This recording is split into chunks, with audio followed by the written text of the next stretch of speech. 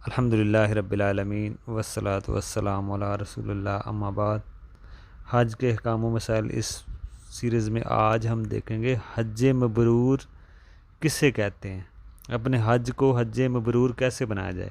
دیکھیں، وہ حج جو مقبول ہو جائے اسے حج مبرور کرتے ہیں، اس میں کوئی ریاکاری اور اس میں کوئی دکھاوا نہیں ہونا چاہیے، یہ پہلو نہیں ہونا چاہیے۔ اور اس لیے حج مبرور اس وقت ہوگا جب حاجی اپنے حج میں اعمال صالحہ اور حسن خلق پیدا کرتا ہے اور ذکر الہی اور تلبیہ زیادہ سے زیادہ پڑھتا ہے۔ اسی طرح حج میں ذکر الہی کا بہت بڑا ذریعہ تلبیہ ہے، جب انسان تلبیہ جب پڑھتا ہے۔ اسی طرح حج مبرور حاصل ہونے کے کچھ اسباب ہیں۔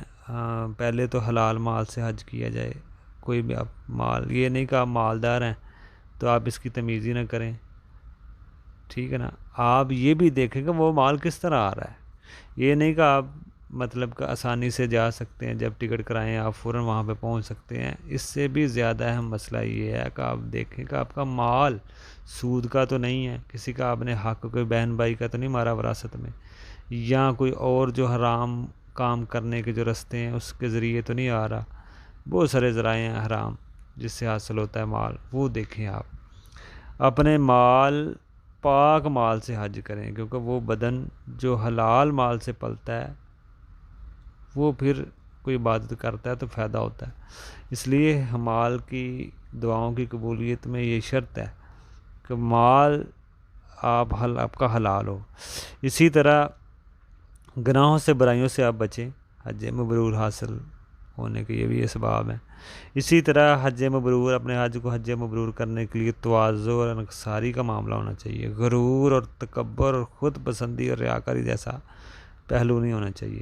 اس طرح حج مبرور بنانے کے لیے اپنے حج کو، جو حج مبرور ہے جس کا بدلہ نبی علیہ السلام نے فرمایا جنت ہے، اور حج مبرور کے انسان کے سارے گناہ معاف ہو جاتے ہیں۔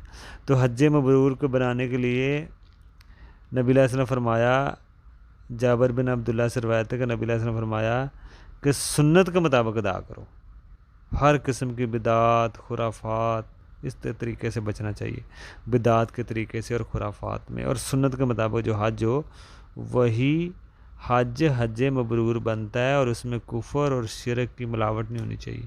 اور حج مبرور اور عمرہ کی قبولیت کی علامتیں یہ بھی ہے کہ انسان کی زندگی بدلے، جب وہ پہلے گیا تھا تو کچھ اور تھا، جب وہاں پہ حج عمرہ کر کے آیا تو واپسی پہ اس کے ایمان میں اضافہ ہوا اور اس کی زندگی بدلی ہے، وہ کتاب و سنت کی اور پابندی کرنے لگا ہے۔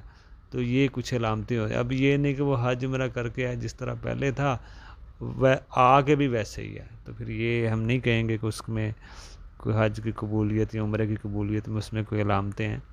تو اس لیے انسان کی زندگی بدلنی چاہیے، اور بھی انشاءاللہ ہم دیکھیں گے کہ حجاج اس میں حج عمرے میں کون کون سی غلطیاں کرتے ہیں، اس پہ بھی تنبیہ کریں گے ہم انشاءاللہ اگلے والے پارٹ میں۔